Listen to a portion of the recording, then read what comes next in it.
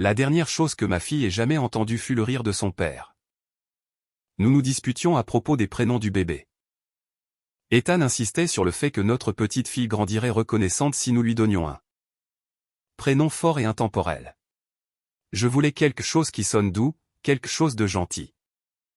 Il posa une main sur mon ventre de 8 mois de grossesse pendant que nous attendions à un feu rouge. À l'extérieur de Millbrook. Alors il sourit. Est-ce que nous sommes enfin d'accord sur Charlotte? Je fis semblant d'y réfléchir. Peut-être. Ses yeux s'élargirent. Peut-être que j'aime encore Violet. Il rit. Tu fais campagne pour Violet depuis qu'elle était de la taille d'une myrtille. Je frottai mon ventre. Le bébé donna un coup si fort que nous rîmes tous les deux. Chérie, je souris. Elle aime Violet. Ethan se pencha jusqu'à ce que son front repose contre mon ventre. N'encourage pas ta mère. Ce fut le dernier moment heureux de nos vies. Le feu passa au vert. Nous roulâmes encore 15 minutes à travers les collines ondulantes à l'extérieur de la ville. Mes parents vivaient dans une vieille ferme surplombant la rivière. Nous allions les retrouver pour le dîner du dimanche. Non pas parce que l'un de nous le voulait, mais parce que je voulais leur dire quelque chose en face à face. Après des mois de recherche, Ethan avait accepté un poste dans une entreprise d'ingénierie au Colorado. Une fois le bébé arrivé, nous quitterions l'Ohio, nous quitterions le contrôle de mon père. Nous quitterions les critiques constantes. Nous quitterions la ville où tout le monde connaissait mon père avant de me connaître. Je posai ma main sur celle d'Ethan. Quoi qu'il arrive ce soir, il sourit sans quitter la route des yeux. Je suis là pour toi. Je sais. Nous avons fini de demander la permission de vivre nos vies. Je hochai la tête. Pendant des années, mon père avait traité Ethan comme un intrus. Rien de ce qu'Ethan faisait n'était jamais suffisant. Il avait acheté notre première maison. Papa l'avait traité d'irresponsable. Il travaillait des heures supplémentaires pour préparer l'arrivée du bébé. Papa l'avait traité d'égoïste. Il passait tous les week-ends à rénover la chambre d'enfant. Papa l'avait traité de faible pour laisser une femme prendre toutes les décisions. Rien de tout cela n'avait de sens. Jusqu'à 3 semaines plus tôt. Quand papa avait regardé Ethan dans les yeux et dit quelque chose qu'aucun de nous n'avait oublié. Tu ne feras jamais partie de cette famille. Ethan avait répondu calmement, j'en fais déjà partie. Papa s'était levé si vite que sa chaise avait failli basculer. Pas tant que je serais en vie. Maman avait immédiatement changé de sujet. Elle le faisait toujours. Elle avait passé 34 ans à faire semblant que le tempérament de mon père faisait simplement partie de sa personnalité. Elle ne l'avait jamais appelé par son vrai nom. Le contrôle. La route se rétrécit alors que nous entrions dans une portion boisée juste à l'extérieur de la ville. La pluie avait commencé à tomber 20 minutes plus tôt. Pas une tempête, juste assez pour rendre la chaussée glissante. Ethan ralentit en dessous de la limite de vitesse. Je déteste cette route. Moi aussi. Des virages serrés, pas d'accotement, des arbres denses des deux côtés. Papa connaissait chaque centimètre. Il l'avait parcouru presque tous les jours pendant 40 ans. Puis je vis des phares. Un pick-up sombre apparut au virage suivant. Il se déplaçait étrangement. Pas en zigzag, pas trop vite, juste en dérivant. Ethan fronça les sourcils. Qu'est-ce qu'il fait? Le pick-up franchit la ligne centrale. D'abord seulement quelques centimètres, puis un pied, puis la moitié de notre voie. Mon cœur s'arrêta. Ethan, je le vois. Il klaxonna. Rien. Le pick-up continua droit sur nous. Pendant une seconde impossible, je le reconnus. L'impact au-dessus du phare côté conducteur, la calandre en acier sur mesure. Le pick-up de papa. Papa. Ethan donna un coup de volant vers l'accotement. Au même moment exact, le pick-up se corrigea et revint dans sa voie. Trop tard. Nos pneus heurtèrent le gravier humide. Le SUV fit un tête-à-queue. Ethan lutta pour reprendre le contrôle. L'arrière pivota sur le côté. La glissière de sécurité explosa sous nous. Le verre se brisa. Le métal hurla. quelque chose frappa ma tête. Puis un autre impact. Le monde bascula. Tout devint sans poids. J'entendis Ethan crier mon nom. J'essayai de l'atteindre. Ma ceinture de sécurité se bloqua. Le SUV roula encore et encore. Puis tout s'arrêta. Le seul son était la vapeur sifflant du moteur écrasé. Je ne pouvais pas bouger. Ma vision était floue. Ethan. Pas de réponse. Je regardais en bas. Du sang couvrait mes mains. Puis je le sentis. Rien. Pendant des mois, ma fille avait donné des coups chaque fois que je parlais. Chaque fois qu'Ethan riait, chaque fois que la musique jouait. Maintenant il n'y avait que le silence. Je criais son nom avant de réaliser que nous ne l'avions jamais choisi. Les ténèbres engloutirent tout. Quand j'ouvris les yeux à nouveau, des lumières fluorescentes flottaient au-dessus de moi. Quelqu'un poussait mon lit dans un couloir. Des médecins criaient des chiffres que je ne comprenais pas. Une infirmière serra ma main. Restez avec nous. Ma gorge brûlait.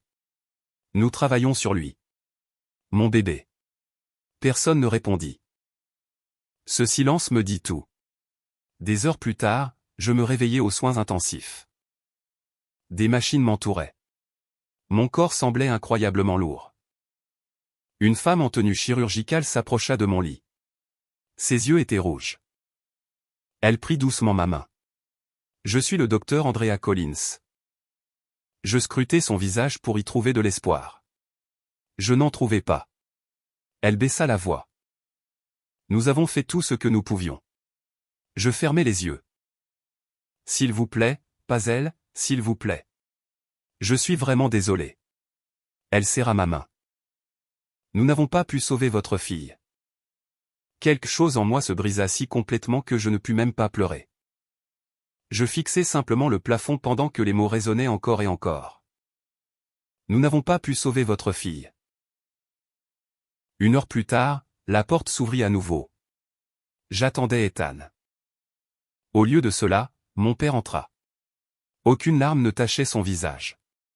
Pas un pli sur sa chemise. Il ferma calmement la porte derrière lui et s'approcha de mon lit. Pendant plusieurs secondes, il me regarda simplement. Puis il se pencha jusqu'à ce que sa bouche soit à quelques centimètres de mon oreille. Sa voix était calme, presque douce. Je préférerais perdre une petite fille, il marqua une pause.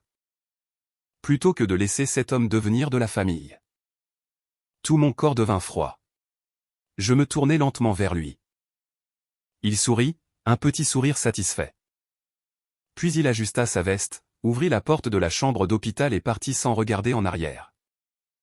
Je restai allongé là, fixant l'embrasure de la porte, incapable de respirer. L'accident n'avait pas été un accident. Mon père venait de confesser le meurtre de sa propre petite fille. Je ne dis à personne ce que mon père avait murmuré. Non pas parce que je doutais de ce que j'avais entendu. Mais parce que je savais exactement comment les gens réagiraient.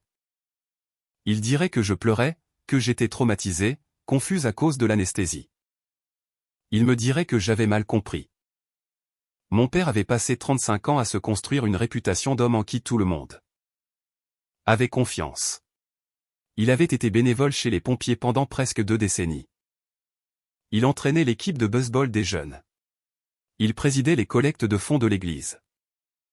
Il possédait l'une des plus grandes entreprises de paysagisme du comté. Chaque fois que quelqu'un avait besoin d'aide après une tempête, le pick-up de mon père était généralement le premier dans l'allée. Les gens voyaient un héros. Je voyais l'homme qui avait contrôlé chaque décision de ma vie depuis l'enfance. 3 jours après l'accident, le détective Marcus Hay vint dans ma chambre d'hôpital. Il parla doucement, presque avec des excuses. Nous avons terminé notre enquête préliminaire. Je savais déjà ce qu'il allait dire. Les routes étaient mouillées. Il hocha la tête. Il y avait des traces de freinage fraîches. Visibilité réduite. Il hocha la tête à nouveau. La reconstitution suggère que votre mari a donné un coup de volant pour éviter la collision. Je regardais par la fenêtre et l'autre camion. Contact mineur. Je me tournai vers lui. À qui appartenait ce camion? Il hésita. À votre père. Aucun de nous ne parla pendant plusieurs secondes. Il nous a dit qu'il avait dérivé légèrement en ajustant le dégivreur de pare-brise. J'eus presque envie de rire. Mon père ne touchait jamais à rien en conduisant. Il me faisait la leçon pour avoir enlevé une main du volant. Que s'est-il passé ensuite? Je demande. Il dit qu'il a immédiatement corrigé. Et votre mari a surcorrigé? Je fermai les yeux. C'était exactement comme papa raconterait l'histoire. Toujours juste assez de vérité pour cacher le mensonge. Le détective y posa le rapport sur ma table de chevet. Le procureur ne voit aucune négligence criminelle. Donc c'est tout. Il avait l'air mal à l'aise. Il semble s'agir d'un tragique accident. Un accident. Ce mot me suivait partout. Les infirmières le disaient. Le journal l'imprimait. Les voisins apportaient des casseroles avec des cartes de sympathie qui contenaient toutes la même phrase. Je suis vraiment désolé pour l'accident. Seul Ethan refusait d'utiliser ce mot. Il avait survécu avec une clavicule cassée. 3 côtes fissurées et des mois de rééducation devant lui. La première fois qu'on l'autorisa à entrer dans ma chambre, il ne mentionna pas ses blessures. Il grimpa prudemment sur la chaise à côté de mon lit et prit ma main. Je suis désolé. Je le regardais. Pourquoi? Si j'avais réagi plus vite. Je serrai ses doigts. Non, j'aurais dû rester droit. Non, j'ai tué notre fille. Non, il couvrit son visage de ses 2 mains. Je l'ai vu. Quoi? Ton père? Je me redressai malgré la douleur qui traversait mon abdomen. Tu as reconnu le camion? Il hocha lentement la tête. Je l'ai reconnu. L'espoir me traversa. Alors dis-le à la police. Qu'ont-ils dit? Ils m'ont demandé si j'étais certain. Il rit amèrement. J'ai dit oui. Que s'est-il passé? Ils m'ont dit que le trauma affecte la mémoire. Mon cœur se serra. La façon la plus facile de rejeter la vérité n'était pas de la prouver fausse. C'était de convaincre tout le monde que les témoins ne pouvaient pas se faire confiance. 2 semaines plus tard, je fus libéré de l'hôpital. Les funérailles de notre fille avaient déjà eu lieu. Je n'y étais pas. Les médecins avaient refusé de me laisser quitter les soins intensifs. Maman m'avait dit plus tard que c'était pour le mieux. Comme si enterrer mon enfant sans moi était un acte de gentillesse. La chambre d'enfant restait exactement comme nous l'avions laissée. Le berceau, la chaise à bascule. 2 petites couvertures roses pliées soigneusement sur l'étagère. Une photo d'échographie encadrée était encore sur la commode. Ethan entra silencieusement dans la pièce derrière moi. Aucun de nous ne parla. Il n'y avait plus de mots. Il tendit la main dans le placard et sortit une petite boîte en carton. Je n'ai pas pu jeter ça. À l'intérieur se trouvaient des vêtements de bébé que nous avions lavés seulement quelques jours avant l'accident. Un bonnet tricoté, 2 petites chaussettes, un lapin en peluche. Je pris le bonnet et le tins contre ma poitrine. Puis je remarquai autre chose. Une enveloppe blanche glissée sous la couverture pliée. Je fronçai les sourcils. Qu'est-ce que c'est? Ethan eut l'air confus. Je ne l'ai jamais vu. L'enveloppe n'était pas adressée. À l'intérieur se trouvait une carte de condoléances. Pas de signature. Seulement une phrase écrite à la main. Certaines lignées de sang devraient s'arrêter avant de commencer. Tous les poils de mes bras se hérissèrent. Je la lus à nouveau. Puis une 3e fois. Ethan prit lentement la carte de mes mains. Ça n'a pas été posté. Non, c'était laissé ici. Quelqu'un était entré chez nous après les funérailles. Quelqu'un qui savait exactement où se trouvait la chambre d'enfant. Quelqu'un qui voulait que nous trouvions ce message. Je n'avais pas besoin d'experts en écriture. J'avais passé 29 ans à regarder mon père laisser des notes sur les réfrigérateurs. Les établis, les cartes d'anniversaire et les listes de courses. L'inclinaison marquée des lettres, la pression forte sur chaque trait descendant. Même sans signature. Je le savais. Ce soir-là, mon père arriva sans invitation. Il franchit la porte d'entrée en portant un plat en casserole comme s'il ne s'était rien passé. Maman le suivit, tenant des fleurs. Elle regarda autour d'elle dans la chambre d'enfant de façon dramatique. « Vous devriez vraiment ranger tout ça. » Ni Ethan ni moi ne répondîmes. Papa posa le plat sur le comptoir de la cuisine. L'expert en assurance a appelé aujourd'hui. Je le fixai. Notre petite fille vient de mourir. La paperasse ne devrait pas être retardée. Il croisa calmement les mains. Il propose un règlement. Ethan le regarda avec incrédulité. Nous n'avons même pas reçu le rapport médical final. Papa haussa les épaules. Plus vite vous signez, plus vite tout le monde pourra passer à autre chose. Passer à autre chose. 3 mots. Pas une seule fois depuis qu'il était entré chez nous il n'avait prononcé son nom. Pas une seule fois il n'avait demandé comment je guérissais. Pas une seule fois il ne s'était excusé. Il ne se souciait que d'une chose, clore le dossier. Il glissa la main dans sa veste et sortit un dossier. J'ai apporté les documents. Je ne les regardais même pas. Au lieu de cela, je posais la question qui me hantait depuis l'hôpital. Pourquoi as-tu dit ça? Il me regarda d'un air vide. Je préférerais perdre une petite fille plutôt que de laisser cet homme devenir de la famille. Pour la première fois, quelque chose traversa son visage. Pas de la culpabilité, du calcul. Puis il sourit. Je n'ai jamais dit ça. Maman hocha immédiatement la tête. Chérie, tu étais fortement médicamentée. Ethan se leva si vite que sa chaise racla le parquet. Sortez. Papa ne bougea pas. Je comprends que le deuil fait imaginer des choses aux gens. Ethan pointa vers la porte d'entrée. J'ai dit, sortez. Papa prit lentement le dossier du règlement. En passant près de moi. Il s'arrêta juste assez longtemps pour murmurer afin que je sois la seule à entendre. Personne ne te croira jamais. Puis il sortit.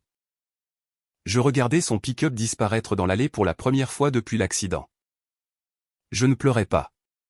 Je réfléchissais parce que mon père avait commis une erreur. Il n'agissait pas comme un homme innocent désespéré de prouver que l'accident était inévitable. Il agissait comme un homme désespéré de s'assurer que personne ne regarderait de plus près. Cette nuit-là. Pendant qu'Ethan dormait sur le canapé parce qu'aucun de nous ne supportait d'entrer dans notre chambre, mon téléphone vibra. L'identifiant de l'appelant montrait un numéro inconnu. Je faillis l'ignorer. Au lieu de cela, je répondis. Une voix d'homme sortit du haut-parleur. Madame Mercey. Oui. Je m'appelle Daniel Foster. Il marqua une pause. Je suis l'ingénieur en reconstitution de collision engagé par la compagnie d'assurance. Je fronçai les sourcils. Je pensais que l'enquête était terminée. Moi aussi. Sa voix devint plus calme jusqu'à ce que je voie quelque chose sur les véhicules qui ne devraient pas exister. Je ne dormis pas cette nuit-là. Après avoir terminé l'appel avec Daniel Foster, je restai seul dans la chambre d'enfant avec la couverture tricotée de notre fille pliée sur mes genoux. Ethan avait enfin sombré dans un sommeil épuisé sur le canapé. Mais chaque fois que je fermais les yeux, j'entendais les pneus hurler sur la chaussée humide et la voix de mon père à l'hôpital. Je préférerais perdre une petite fille plutôt que de laisser cet homme devenir de la famille. À exactement 8h30 le lendemain matin, je retrouvai Daniel au bureau régional de la compagnie d'assurance. Il n'était pas détective. Il n'était pas avocat. Il ressemblait à un ingénieur. Fin quarantaine, cheveux gris acier, taches de café sur sa chemise. Un homme qui semblait bien plus intéressé par les mesures que par les opinions. Il me serra la main. Je suis désolé pour votre perte. Je le remerciai calmement. Il ne perdit pas de temps à essayer de me réconforter. Au lieu de cela, il déroula un grand diagramme de collision sur la table de conférence. J'ai reconstitué des accidents pendant 26 ans. Il pointa 2 lignes colorées. Les véhicules ne mentent pas. Je me penchai plus près. Qu'avez-vous trouvé? Il tapa d'abord sur mon SUV. Votre mari a réagi exactement comme un conducteur expérimenté le devrait. Je fronçai les sourcils. La police a dit qu'il avait surcorrigé. C'est vrai, Daniel hocha la tête. Mais ce n'est pas la partie importante. Il pointa vers une autre ligne. Voici le pick-up de votre père. Il a dérivé sur la ligne centrale. Puis il est revenu parfaitement dans sa propre voie. Daniel me regarda. Cette correction me dérange. Pourquoi? Parce que la panique ne ressemble pas à ça. Il retraça le mouvement à nouveau. Quand les conducteurs dérivent accidentellement à cause de la pluie ou d'une distraction, ils surcorrigent généralement. Il tapa sur le papier. Votre père ne l'a pas fait. Il a fait un seul mouvement de volant fluide. Je fixai le dessin. Qu'est-ce que cela signifie? Cela signifie qu'il s'attendait à revenir dans sa voie. Un frisson me traversa. Daniel croisa les bras. Je ne peux pas vous dire qu'il a causé la collision intentionnellement. Mais je peux vous dire que ce mouvement ne correspond pas à l'explication qu'il a donnée à la police. L'espoir et la peur se heurtèrent en moi. Alors, que se passe-t-il maintenant? La compagnie d'assurance m'a demandé de continuer à chercher. Pourquoi? Il sourit faiblement. Ils sont sur le point de payer plusieurs millions. Il pointa vers le dossier. Ils n'aiment pas payer des millions sur la base de questions sans réponse. En quittant le bureau, mon téléphone sonna. Ethan, comment ça s'est passé? Je pense que quelqu'un nous croit enfin. Pour la première fois depuis l'accident, j'entendis de l'espoir dans sa voix. 3 jours plus tard, un autre appel arriva. Cette fois, ce n'était pas Daniel. C'était un homme nommé Curtis Bell. Il possédait la société de remorquage qui avait récupéré les 2 véhicules après l'accident. J'ai entendu que vous posiez des questions. C'est vrai. Il y eut un long silence. Je n'ai rien dit avant parce que je pensais que l'enquête était terminée. Mon cœur commença à s'emballer. Qu'avez-vous vu? Je remorque depuis 33 ans. Donc je photographie toujours chaque véhicule avant de le charger. Je fronçai les sourcils. La police a déjà des photographies. Pas celle-ci? Que voulez-vous dire? Ils ont inspecté votre SUV immédiatement. Il marqua une pause. Le pick-up de votre père n'a pas été photographié avant presque 6 heures plus tard. Je m'arrêtai de marcher. Pourquoi cela importe-t-il? Parce que quand je l'ai chargé la première fois, une autre pause. Les dommages étaient différents. Je roulai directement jusqu'à son atelier de réparation. Curtis ouvrit un vieux ordinateur portable dans son bureau. Je garde des copies de tout. Il cliqua dans plusieurs dossiers, puis tourna l'écran vers moi. Celle-ci a été prise sur les lieux. Je fixai l'image. Le pare-choc avant côté conducteur montrait des éraflures fraîches. De la peinture bleue, exactement la couleur de mon SUV. Curtis ouvrit une autre photographie. Celle-ci est 6 heures plus tard. Les éraflures avaient disparu. Le pare-choc avait été poli. Pas parfaitement, mais assez pour enlever la peinture de transfert évidente. Mon estomac se serra. Quelqu'un l'a nettoyé. Curtis hocha la tête. Je l'ai remarqué parce que je pensais avoir ouvert le mauvais fichier. Il agrandit les 2 photographies. Les dommages sont identiques. Il pointa vers la peinture manquante. Sauf pour ça. Je le regardais. Qui avait accès au camion? L'atelier de réparation? Quel atelier de réparation? Il me tendit une facture. Le nom en haut fit bondir mon pouls. Harper Automotive, un petit atelier de carrosserie juste à l'extérieur de la ville. La facture indiquait une correction de peinture d'urgence effectuée. Avant que la police ne fasse son inspection détaillée, je m'y rendis immédiatement. Le propriétaire, Victor Harmon, avait la 60aine avancée. Il eut l'air épuisé dès que je mentionnai le nom de mon père. J'attendais quelqu'un. Vraiment? Il hocha la tête. Je me sens mal à propos de ça tous les jours. Il déverrouilla un vieux classeur. Votre père est venu ici le matin après l'accident. Il a dit qu'il avait heurté une clôture. Victor baissa les yeux. Combien? 5 000 $ pour la peinture. Victor secoua lentement la tête. Non. Pourquoi était-ce? Il voulait que je termine avant l'arrivée des forces de l'ordre. La pièce devint complètement silencieuse. Victor frotta nerveusement ses deux mains l'une contre l'autre. Je lui ai demandé pourquoi il était si pressé. Qu'a-t-il dit? Victor ferma les yeux. Il me l'a dit. Sa voix disparut presque. Ma fille n'a pas besoin d'une autre raison pour me blâmer. Je sentis des larmes brûler derrière mes yeux. Victor tendit la main sous le comptoir. Je n'ai pas pu dormir après ça. Il plaça une petite clé USB devant moi. J'ai copié mes images de sécurité avant qu'elles ne soient supprimées automatiquement. Je fixai la clé. Qu'y a-t-il dessus? L'arrivée et le départ du pick-up de mon père? Il hocha la tête avec l'horodatage. Je murmurai, vous l'avez sauvegardé. J'ai des filles. Sa voix se brisa. Je n'arrêtais pas de penser. Il me regarda. Si c'était l'une de mes filles, je prierais pour que quelqu'un ait le courage de dire la vérité. Je le remerciai et retournai à ma voiture. Avant que je puisse démarrer le moteur, une autre notification apparut sur mon téléphone. C'était un email de Daniel Foster. Objet, important. Veuillez m'appeler immédiatement. J'appelai avant de lire le message. Il répondit à la première sonnerie.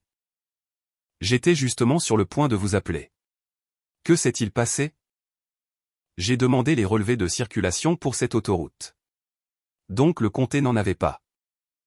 Mon cœur se serra, mais il marqua une pause. Une entreprise de transport routier en avait. Je serrai le volant. Ils font des livraisons sur ce tronçon tous les matins. Il prit une lente respiration. Leur camion enregistre en continu. Mon pouce accéléra. L'un d'eux est passé par l'accident? Pas exactement. Que voulez-vous dire? Il est passé. Il marqua une nouvelle pause. 22 secondes avant la collision. Je fermai les yeux. 22 secondes. Donc il pourrait y avoir des images. Il y en a. Ma respiration s'arrêta. Pourquoi pas? Parce que l'avocat de l'entreprise a insisté pour que tout le monde soit présent. Quand? Demain matin. Le silence remplit la voiture. Daniel prononça une dernière phrase avant de raccrocher. Si cette vidéo montre ce que je pense qu'elle montre, il hésita. Toute l'histoire de votre père se termine demain. Je me souvenais à peine du trajet jusqu'au bureau régional de l'entreprise de transport. Ma main resta serrée autour du volant si fort que mes jointures blanchirent. Ethan était assis à côté de moi sans parler. Toutes les quelques minutes, il tendait la main par-dessus la console centrale et serrait la mienne. Aucun de nous ne voulait dire ce que nous pensions tous les deux. Si les images ne montraient rien, alors mon père passerait le reste de sa vie à nous traiter de paranoïaques. À notre arrivée, Daniel Foster attendait déjà dehors avec une femme en tailleur bleu marine. Voici Rebecca Owens, dit-il. Elle est avocate générale pour Midstate-Frecht. Rebecca nous serra la main. Je veux que vous compreniez pourquoi vous êtes ici. Elle nous conduisit dans une salle de conférence où un grand écran avait été préparé. Nos camions enregistrent en continu. Nous conservons les images pendant 90 jours sauf si un incident nécessite une préservation. Elle posa un disque dur sur la table. Votre accident s'est produit le jour 88. Je me sentis mal. Nous avons failli le perdre. Elle hocha la tête. Il était prévu pour suppression 2 jours après que Daniel nous ait contactés. Daniel me regarda. Si la compagnie d'assurance n'avait pas questionné le schéma de direction, il ne finit pas. Il n'avait pas à le faire. La pièce devint silencieuse pendant que Rebecca connectait le disque dur. La vidéo apparut. Un horodatage remplissait le coin inférieur de l'écran. La pluie tachait le pare-brise. Le camion de fret avançait régulièrement sur le même tronçon sinueux de route où nos vies avaient changé pour toujours. Rebecca mit la vidéo en pause. C'est 22 secondes avant l'impact. Elle appuya à nouveau sur lecture. Le camion prit le virage. Puis un autre véhicule entra dans le cadre. Le pick-up de papa. Daniel se pencha en avant. Pause. Rebecca figea l'image. Le pick-up était parfaitement centré dans sa voie. Aucun signe d'aquaplanage, murmura Daniel. La vidéo reprit. Le pick-up continua normalement pendant 3 secondes supplémentaires, puis sans obstacle visible. Sans un autre véhicule le forçant, sans perte d'adhérence. Papa tourna lentement le volant pour franchir la ligne centrale. Pas brusquement, pas violemment, délibérément. Je retins ma respiration. Le pick-up resta là, à moitié dans la voie opposée, en attente. Puis notre SUV apparut. Ethan attrapa instinctivement ma main. La vidéo montra exactement ce que nous avions vécu. Il klaxonna. Il donna un coup de volant pour éviter une collision frontale. Le SUV franchit sur l'accotement humide. Papa dirigea immédiatement le volant en sécurité dans sa propre voie. Notre véhicule heurta la glissière de sécurité, roula, disparut de la vue de la caméra. Le chauffeur du camion de fret freina brusquement. L'enregistrement se termina. Personne dans la pièce ne parla. Daniel rembobina silencieusement la vidéo. Cette fois, il la regarda avec Rebecca image par image. Elle ralentit l'enregistrement. Chaque mouvement devint indéniable. Le volant du pick-up de papa changea de direction avant qu'Ethan ne réagisse. Il avait tout initié. Il n'avait jamais perdu le contrôle. Il n'avait jamais fait d'aquaplanage. Il avait créé l'urgence. Daniel se cala dans sa chaise. Je peux enfin le dire. Sa voix était ferme. Cette collision a été provoquée intentionnellement. Je fermais les yeux, non pas parce que j'étais soulagé, mais parce que voir la vérité faisait encore plus mal que de l'imaginer. Mon père avait regardé directement ma voiture. Il avait su que je portais sa petite fille. Il avait quand même franchi la ligne centrale. Rebecca déconnecta le disque dur. Nous transmettons ceci à la compagnie d'assurance et au procureur aujourd'hui. Avant que quiconque puisse parler, le téléphone de Daniel sonna. Il répondit. Son expression changea presque immédiatement. Quoi? Il se leva. Quand? Un autre long silence. Puis il baissa lentement le téléphone. La compagnie d'assurance vient de suspendre le règlement. Je le regardais. Ils ont rouvert l'ensemble de la réclamation. Ce n'était que le début. En moins de 48 heures, le procureur ordonna la réouverture de l'enquête sur l'accident. La police d'État saisit à nouveau le pick-up de mon père. Des spécialistes en reconstitution de collisions photographièrent chaque centimètre.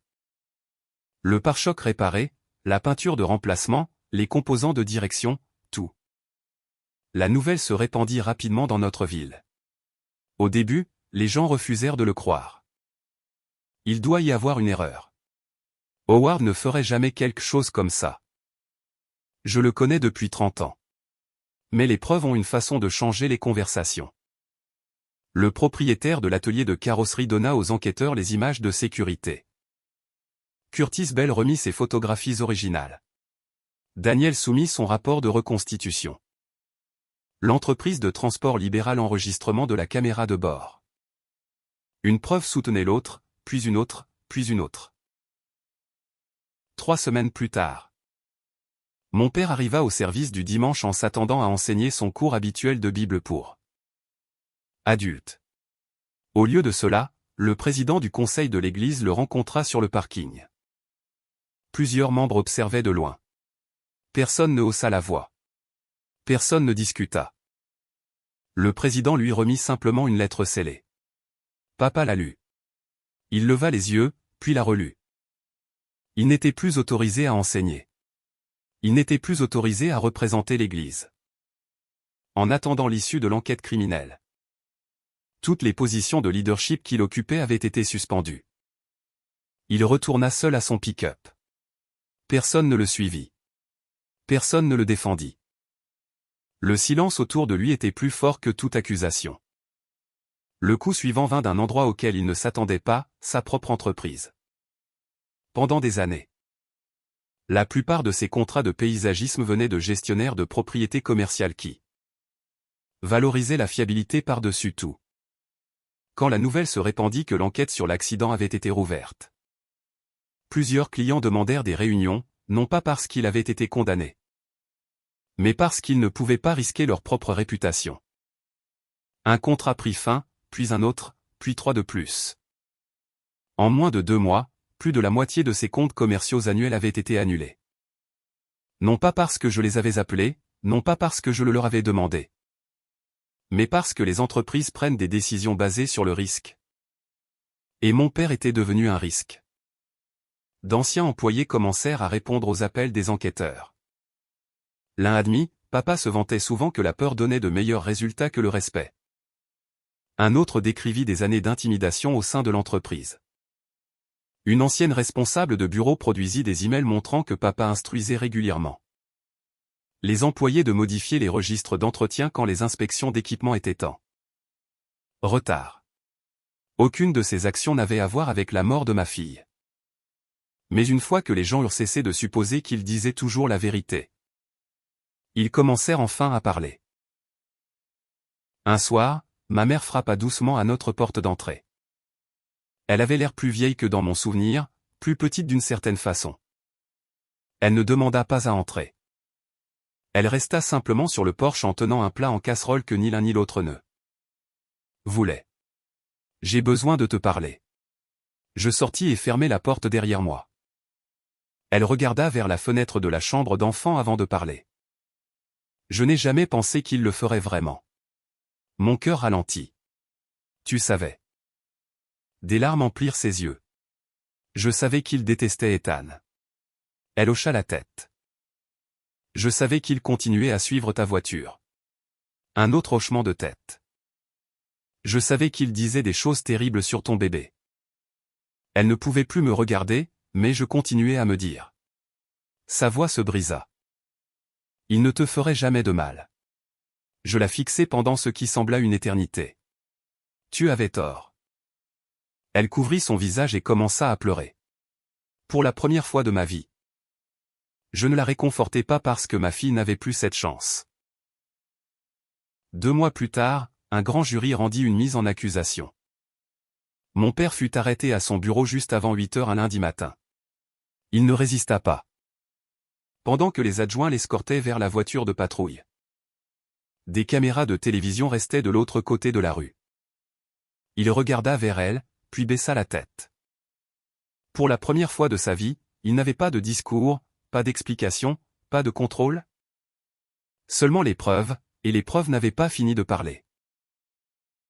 Le procès commença presque 11 mois après l'accident. À ce moment-là, les gros titres avaient changé. Au début, il l'avait appelé un tragique accident. Puis il l'avait appelé une enquête rouverte. Maintenant chaque journal de l'État utilisait la même phrase, agression routière intentionnelle. Je m'assis à côté d'Ethan chaque matin dans la salle d'audience. Aucun de nous ne parlait beaucoup. Il n'y avait plus rien à répéter. La vérité n'avait pas besoin d'être répétée. Elle avait seulement besoin d'être entendue. Mon père entrait par la porte latérale chaque jour en portant le même costume bleu marine qu'il avait porté à l'église pendant des années. Il ne me regardait plus. L'homme qui avait passé toute ma vie à exiger un contact visuel ne pouvait pas rencontrer les yeux de sa propre fille. L'accusation ne commença pas par des discours dramatiques. Elle commença par des mesures. Daniel Foster s'avança à la barre des témoins en ne portant rien d'autre qu'un pointeur laser et un classeur. Il expliqua les angles de direction, les temps de réaction, le frottement de la route, la dynamique des véhicules. Certains jurés prirent des notes. D'autres regardèrent simplement l'animation projetée sur le mur de la salle d'audience. La reconstitution informatique recréa chaque seconde avant la collision. Le pick-up de papa resta centré. Puis, sans rien le forçant, sans un autre véhicule le poussant, sans défaillance mécanique. Le volant tourna à gauche. Le pick-up dériva directement dans notre voie. L'animation s'arrêta. Daniel regarda vers le jury. Cette manœuvre a nécessité une entrée délibérée du volant. Le procureur demanda calmement. Ce mouvement pourrait-il se produire en ajustant accidentellement un contrôle de chauffage? Non. Et l'aquaplanage? Non. Et la mauvaise visibilité? Non. Daniel pointa vers l'écran une dernière fois. La correction de direction prouve que le conducteur s'attendait à revenir en toute sécurité dans sa propre voie après avoir forcé le véhicule venant en sens inverse à réagir. La salle d'audience devint silencieuse. Ensuite vint Curtis Bell, l'opérateur du camion de remorquage. Il expliqua calmement pourquoi il photographiait chaque récupération. Puis il afficha les images originales à côté des photographies d'inspection ultérieures. De la peinture bleue de mon SUV apparaissait sur les premières photographies. Parti sur les secondes. Le procureur demanda, « Que explique cette différence ?» Curtis répondit simplement. « Quelqu'un a nettoyé le camion avant que les enquêteurs ne l'examinent. » Puis Victor Harmon témoigna, le propriétaire de l'atelier de carrosserie. Il admit avoir accepté de l'argent liquide. Il admit avoir effectué des réparations d'urgence. Le plus important, il admit le regretter tous les jours après. Le procureur demanda, « Pourquoi dites-vous la vérité maintenant ?» Victor me regarda. Parce qu'une petite fille n'a jamais eu la chance de grandir. Personne dans la salle d'audience ne bougea. Le dernier témoin avant le déjeuner fut la représentante de Midstate Freight. Rebecca Owens authentifia les images de la caméra de bord. Les lumières s'atténuèrent, la vidéo fut diffusée. Personne ne détourna le regard. On pouvait entendre chaque essuie-glace, chaque pneu sur la chaussée humide. Chaque respiration dans la salle d'audience. Le camion prit le virage. Le pick-up de mon père apparut. Puis le jury le regarda délibérément franchir la ligne centrale. Ils regardèrent Ethan donner un coup de volant. Ils regardèrent papa diriger calmement le volant en sécurité tandis que notre SUV disparaissait. Par-dessus la glissière de sécurité. Quand les lumières se rallumèrent, un juré essuya silencieusement ses larmes. L'accusation se reposa. La défense n'appela que 3 témoins. Le premier était un consultant en reconstitution d'accident. Sous contre-interrogatoire, il admit n'avoir jamais inspecté personnellement aucun des véhicules. Le deuxième était l'un des amis de longue date de papa. Il témoigna que Howard était un homme bien. Le procureur se leva. Elle sourit poliment. « Étiez-vous à l'intérieur du camion ?»« Non. »« Étiez-vous présent lors de la collision ?»« Non. »« Alors votre opinion concerne son caractère. » Elle marqua une pause. « Pas ce qui s'est passé ce matin-là. »« Correct. » Le témoignage se termina. Enfin, mon père choisit de témoigner. Son avocat le lui avait déconseillé. Il insista. Il marcha lentement jusqu'à la barre des témoins, leva sa main droite, jura de dire la vérité. Pendant la première heure, il sonna exactement comme le père que j'avais toujours connu. Calme, confiant, certain que tout le monde le croirait. Il blâma le temps. Il blâma la route. Il blâma Ethan. Puis le procureur se leva pour le contre-interrogatoire. Elle ne cria pas. Elle n'accusa pas. Elle marcha simplement jusqu'au moniteur de preuve. Monsieur Mercé. Elle appuya sur lecture. Les images de la caméra de bord apparurent à nouveau. Image par image. Elle laissa le jury regarder son camion franchir la ligne centrale, puis arrêta la vidéo. « Est-ce votre camion ? Tournez-vous le volant à gauche ? » « Oui. » Elle avança une autre image. « Vous continuez à tourner à gauche ? » « Oui. » Une autre image. « Aucune défaillance mécanique ? » « Non. » Une autre. « Aucun aquaplanage ? » « Je ne sais pas. » Elle afficha le rapport d'ingénierie. « Votre propre mécanicien a confirmé qu'il n'y avait aucune défaillance de direction. » Silence. Elle afficha le rapport météo. Aucune eau stagnante capable de provoquer un aquaplanage. Silence. Elle afficha la facture de l'atelier de carrosserie. Votre camion a été réparé avant que les enquêteurs ne l'inspectent. Il avala sa salive. Elle se rapprocha. Pourquoi ? Vous avez payé en espèces. Pas de réponse. Vous avez demandé à l'atelier de terminer avant que la police n'examine votre véhicule. Silence. Puis elle posa la question que chaque personne dans la salle d'audience attendait d'entendre. Monsieur Mercé. Elle marqua une pause. Pourquoi avez-vous franchi la ligne centrale ? Il regarda le jury, puis moi. Pour la première fois depuis le début du procès, sa confiance disparut. Calmement, il dit, « Je voulais seulement arrêter le mariage. » Les mots restèrent suspendus dans l'air. Personne ne bougea. Le procureur ne haussa pas la voix. Elle répondit simplement. Au lieu de cela, elle regarda vers le siège vide où notre fille aurait dû être. « Vous avez arrêté le cœur de votre petite fille. » La salle d'audience devint complètement silencieuse. Même l'avocat de mon père baissa la tête. 3 jours plus tard, le jury revint. La personne président se leva. Sur l'accusation d'agression véhiculaire aggravée. Coupable. Sur l'accusation d'homicide par imprudence d'un enfant à naître. Coupable. Sur l'accusation de falsification de preuves. Coupable. Sur l'accusation de fraude à l'assurance liée à la fausse réclamation d'accident. Coupable. Le juge fixa la condamnation pour le mois suivant. Quand ce jour arriva, il parla pendant près de 20 minutes. Il décrivit la collision comme un acte de contrôle calculé. Il dit que les preuves montraient un père prêt à parier avec une vie humaine pour décider qui sa fille avait le droit d'aimer. Puis il imposa la sentence, une longue peine de prison. Révocation permanente de toutes les certifications de conduite commerciale qu'il détenait. Interdiction à vie d'exploiter son entreprise de paysagisme en vertu des lois de licence de l'État. Un jugement civil substantiel pour les pertes causées à Ethan et moi. Et une ordonnance de protection permanente interdisant tout contact futur avec nous. Avant que les adjoints ne l'escortent, le juge demanda s'il souhaitait faire une déclaration finale. Papa se leva lentement. Il me regarda. J'attendis, non pas des excuses, juste de l'honnêteté. Elle ne vint jamais. Au lieu de cela, il dit calmement, « Je pensais protéger ma famille. » Le juge répondit avant que quiconque puisse le faire. « Vous l'avez détruite. » Les adjoints le firent sortir de la salle d'audience. Il ne regarda jamais en arrière.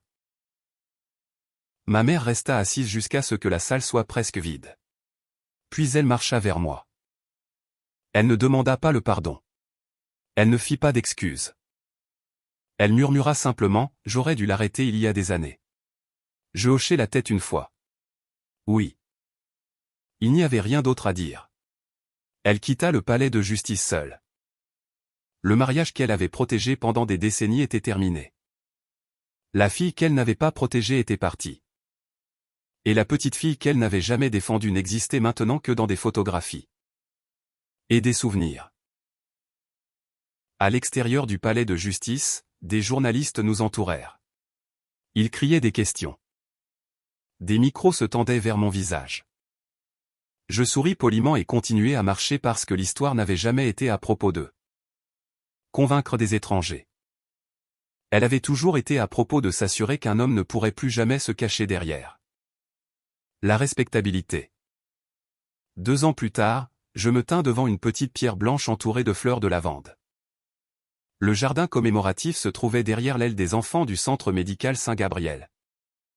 À l'écart du parking où les familles allaient et venaient tous les jours.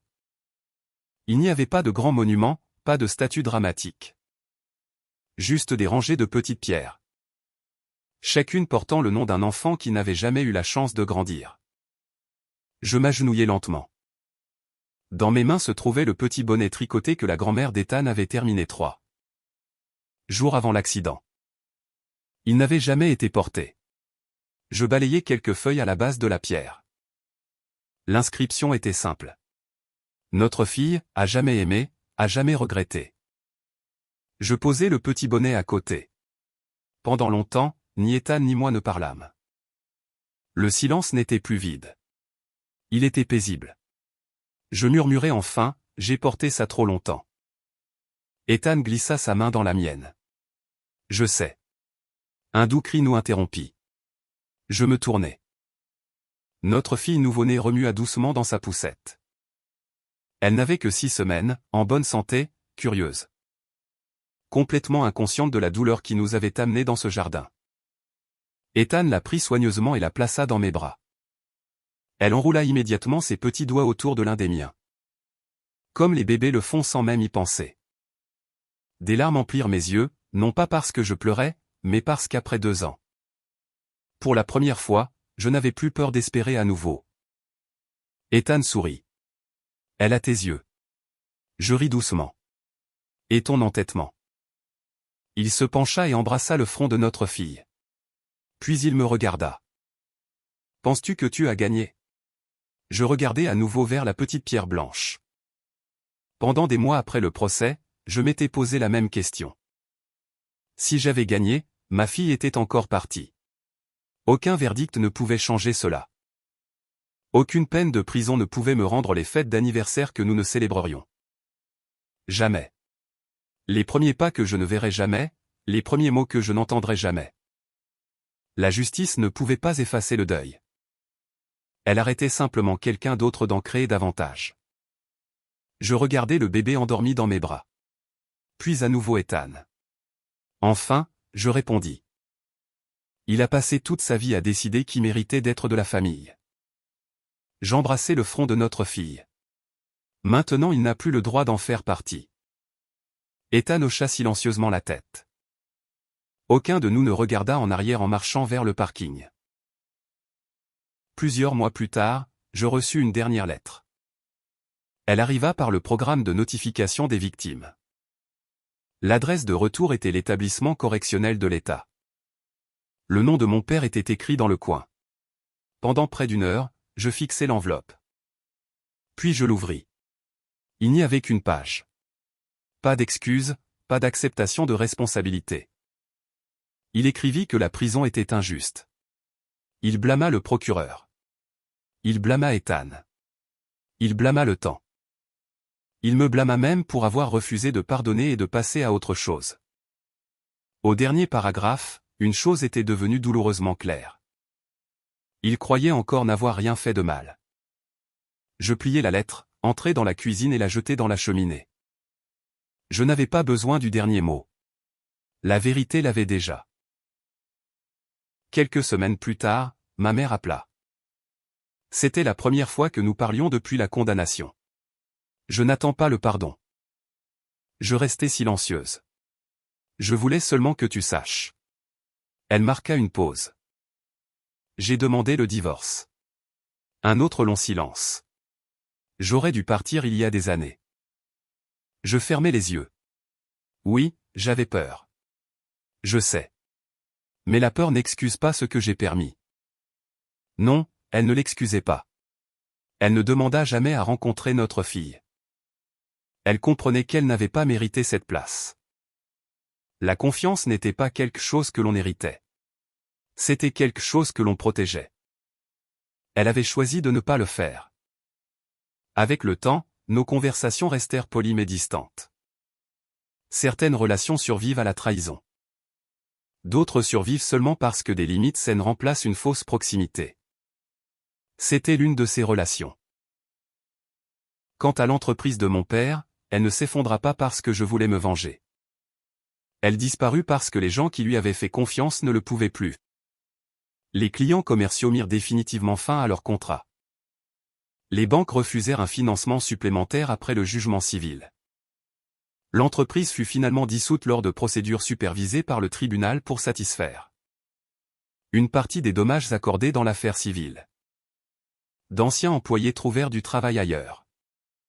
Certains m'écrivirent plus tard pour me remercier, non pas parce qu'ils détestaient mon père, mais parce qu'ils disaient que dire la vérité leur avait enfin permis d'arrêter de vivre dans la peur.